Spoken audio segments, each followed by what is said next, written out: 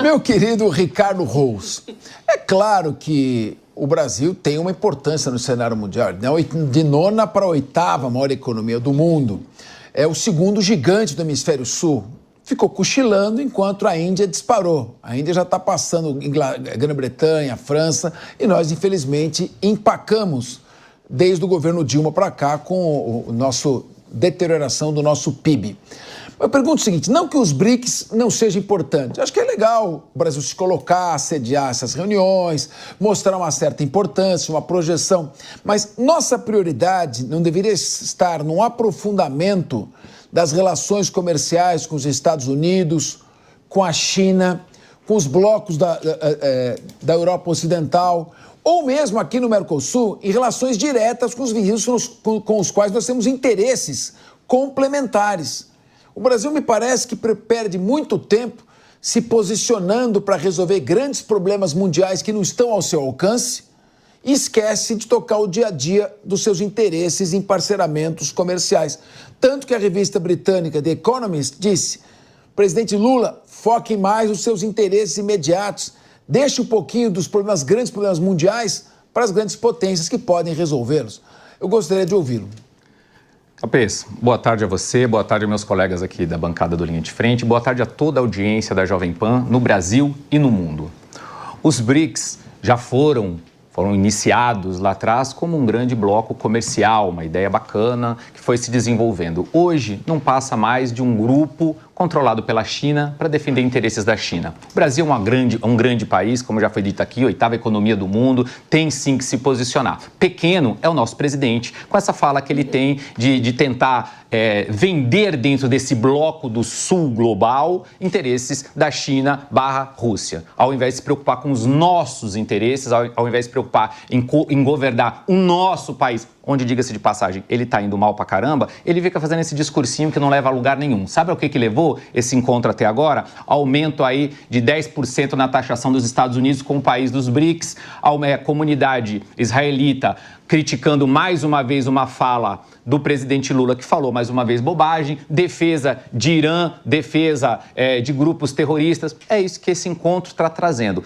Concreto, nada, só aquelas abobrinhas que a gente de vez em quando vê costumeiramente o presidente da República falando em vários desses encontros. Hoje, o nosso líder, apesar de nós sermos uma grande nação e termos sim que nos posicionar na geopolítica global, na economia global, obviamente, o nosso líder virou um grande bobo da corte, defendendo e dizendo que a China, que é o maior poluente do Brasil hoje, que ainda opera com carvoaria, é o nosso exemplo na economia verde no mundo. Aí você está de brincadeira comigo. Então, realmente é para fazer piadinhas sobre o campeonato de futebol ou qualquer outra coisa, porque governar nem aqui dentro o presidente está conseguindo. Que dirá dar palpite na geopolítica global. Agora, meu querido Ricardo Rous, do jeito que o Leandro Ferreira falou, tem a impressão que foi o Trump que bombardeou Gaza.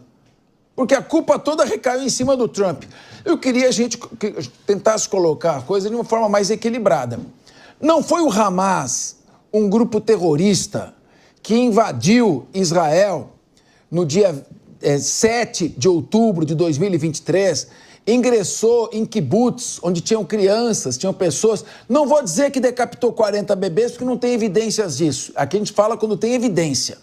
Mas eu vi matar várias pessoas na frente vários pais na frente dos seus filhos, sequestraram jovens que morreram, inocentes que estavam dançando numa rave.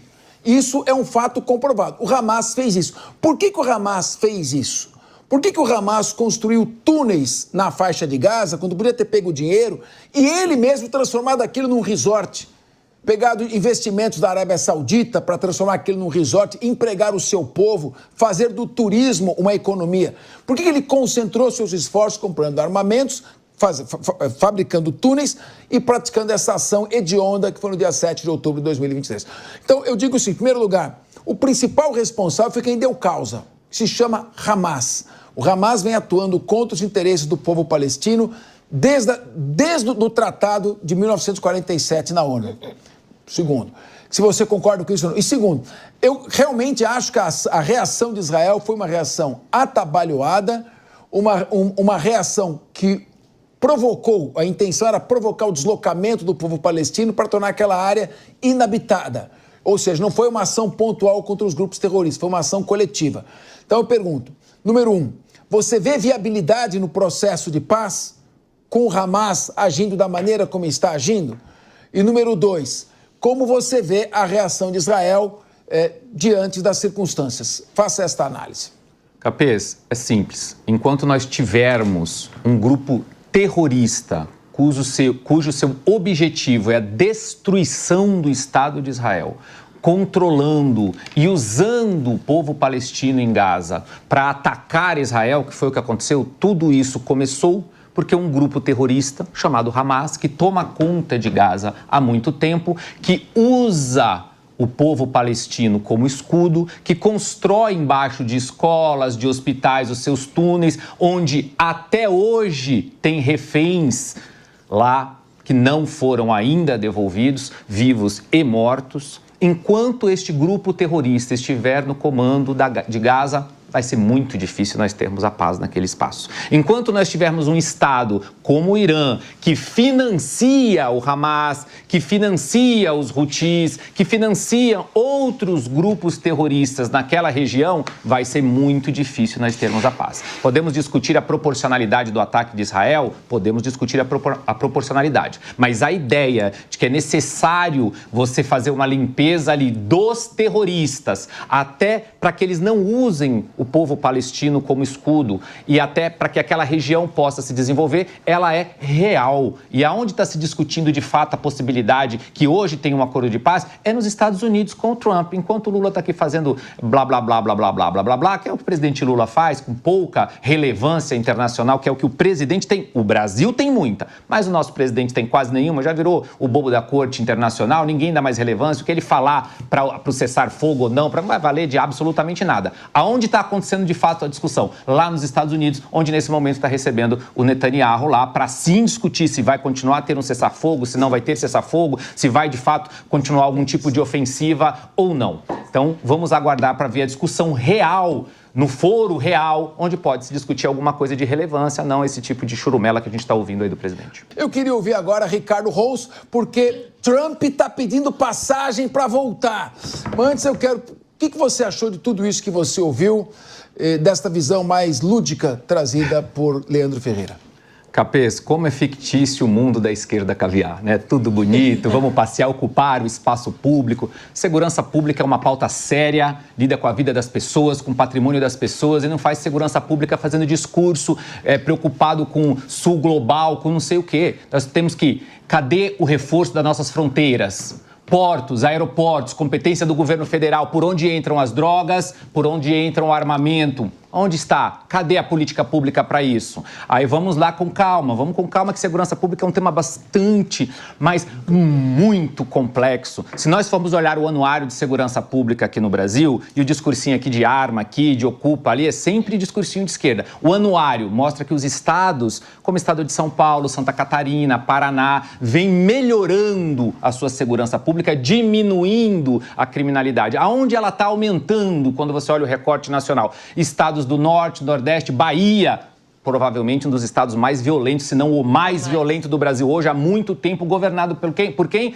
Pelo PT. Então, existem jeitos de se governar onde você consegue realmente dar seriedade para as questões da segurança pública, que será certamente o tema da discussão na eleição de 2026. E aí não vai adiantar vir com um discursinho de A, B, C ou D, vai ter que ter propostas sérias. A gente pode até contestar os métodos e o jeito, mas quando se quer fazer algo com a segurança pública, se consegue. Vamos dar uma olhada ali em El Salvador o que está acontecendo. Tem exageros, mas tem também uma mão dura na legislação e no modus operandi. Aqui no Brasil, a gente vê muito se falar que o PCC que virou uma grande empresa, multinacional, que não sei o quê, mas por que nós não estamos estrangulando o crime organizado, indo atrás do dinheiro? Se é uma empresa, está colocando o dinheiro aonde? Cadê uma união nacional para, de fato, podermos falar de forma séria de segurança pública nesse país? Eu sou a favor de todas essas liberdades e mais uma que você esqueceu de falar, que é liberdade de expressão. E você aqui teve plenamente e expôs com muita competência, como sempre. Ricardo Rous. Mais uma vez, esse mundo muito bonito que eles vivem, que a esquerda, que eu chamo de esquerda caviar, vive. É impressionante esse. Ele defende a liberdade, não é? Eu gostei da sua fala liberdade de expressão, inclusive, está faltando. Mas vamos lá, vamos chegar aqui na lógica aqui. Eu não sei também onde o Guilherme está, em que lugar do planeta, quando ele falou que o Trump não tem feito nada. Qual é o planeta que o Guilherme vive para dizer que o Trump não fez nada? Até porque na questão das tarifas, que sim, ele tem um jeitão dele de negociar, e eu já falei aqui algumas vezes, vale a gente lembrar aqui, Trump é presidente dos Estados Unidos da América. Foi eleito com uma plataforma de transformar os Estados Unidos forte novamente. E ele está cumprindo ao pé da letra a plataforma dele. Por isso a popularidade dele não cai, ao contrário do nosso presidente aqui, inclusive. Mas, focando no Trump, por isso a popularidade dele não cai. Por isso ele teve aprovado agora no Congresso americano um grande pacotão lá nos Estados Unidos, uma mega de uma vitória que o Trump teve lá. E na questão das tarifas, você pode até contestar o jeitão do Trump, a forma como ele fez. Mas ele jogou no ar, no país, no mundo inteiro, mexeu com o mundo, está mexendo com a lógica geopolítica, defendendo os interesses dos Estados Unidos, já que ele é presidente daquela nação.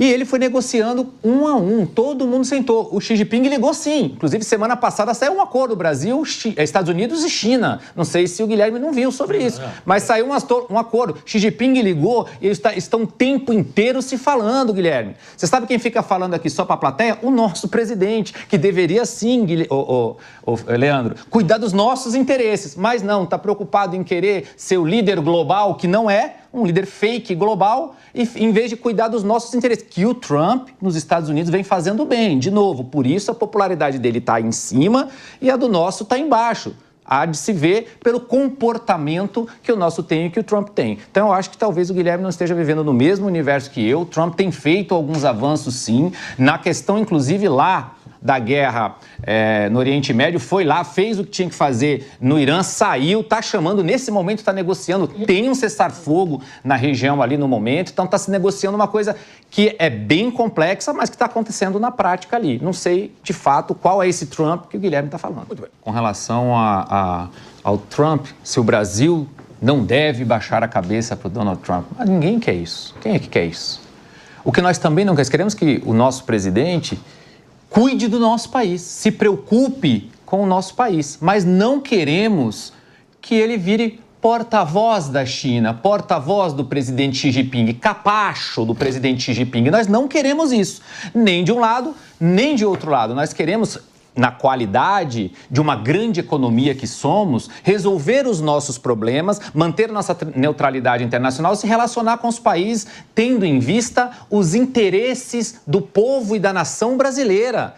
E não fazer o que ele está falando, que o Lula está reproduzindo, é a vontade de Xi Jinping. E vai tomar, porque o Xi Jinping se relaciona lá com o Trump de, aspas, igual para igual. Não é, mas se relaciona de igual para igual. O Brasil não, o Brasil fica aqui tentando reproduzir alguma querelinha ali para o Lula, na sua auto-vontade de ser algum líder global, que não está fazendo nem dentro de casa. Olha a situação que o país está hoje. Enfim, acho que ele tem que cuidar aqui, como já disse um outro líder aí, cuide de casa e deixe a briga para principalmente as relações internacionais entre os países grandes, cuidarem do resto. Não abaixamos cabeça para o Trump, não é isso que nenhum brasileiro quer, pelo menos não é o que eu quero, mas eu também não quero ser porta-voz, o bobo da corte do Xi Jinping.